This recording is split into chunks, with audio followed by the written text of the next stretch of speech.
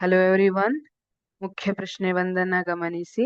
ಈ ಕೆಳಗಿನ ಪ್ರಶ್ನೆಗಳಿಗೆ ಅಥವಾ ಅಪೂರ್ಣ ಹೇಳಿಕೆಗಳಿಗೆ 4 ಪರ್ಯಾಯ ಉತ್ತರಗಳನ್ನು ನೀಡಲಾಗಿದೆ.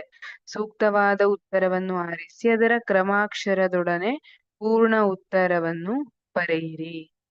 ಪ್ರಶ್ನೆ ಸಂಖ್ಯೆ 1, ಇದು 1 ಅಂಕಗಳನ್ನ ಹೊಂದಿರುತ್ತದೆ. ಗೋಳೀಯ ದರ್ಪಣದ ಪ್ರತಿಫಲಿಸುವ ಮೇಲ್ಮೈನ ವ್ಯಾಸವು. ಗೋಳೀಯ ದರ್ಪಣದ ಪ್ರತಿಫಲಿಸುವ ಮೇಲ್ಮೈನ ವ್ಯಾಸ ಯಾವುದಕ್ಕೆ ಈಕ್ವಲ್ ಆಗಿರುತ್ತೆ? ಆಪ್ಷನ್ ಎ, ದರ್ಪಣ ಧ್ರುವ. ದರ್ಪಣ ಧ್ರುವ ಅಂದ್ರೆ ಏನು? ಪ್ರತಿಫಲಿಸುವ ಗೋಳೀಯ ದರ್ಪಣದ ಮೇಲ್ಮೈ ಬಿಂದು ಇರುತ್ತೆ, ಅದನ್ನ ದರ್ಪಣದ ಧ್ರುವ ಅಂತ ಕರೀತಾರೆ. ಇದು ತಪ್ಪಾದ ಉತ್ತರ. ಆಪ್ಷನ್ ಬಿ, ವಕ್ರತಾ ಕೇಂದ್ರ. ವಕ್ರತಾ ಕೇಂದ್ರ ಅಂದ್ರೆ ಗೋಳೀಯ ದರ್ಪಣದ ಪ್ರತಿಫಲಿಸುವ ಮೇಲ್ಮೈ ಏನಿದೆ ಅದು ಒಂದು ಗೋಳವನ್ನ ರೂಪಿಸುತ್ತೆ ಅಂತ ಹೇಳ್ತೀವಿ.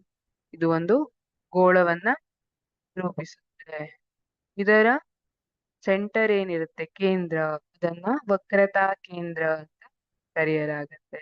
ಹಾಗಾಗಿ ಇದು ಕೂಡ ತಪ್ಪಾದ ಉತ್ತರ. Option C, ಪ್ರಧಾನಾಕ್ಷ. ಪ್ರಧಾನಾಕ್ಷ ಇದು ದರ್ಪಣದ ಧ್ರುವ ಮತ್ತೆ ವಕ್ರತಾ ಕೇಂದ್ರದ ಮೂಲಕ ಹಾದು ಹೋಗುವಂತಹ ಅಂಶವಾಗಿದೆ. ಇದು ತಪ್ಪಾದ ಉತ್ತರ. Option D, aperture.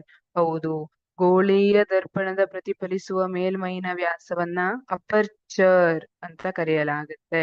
ಹಾಗಾಗಿ ಆಪ್ಷನ್ ಡಿ ಸರಿಯಾದ ಉತ್ತರ. Thank you.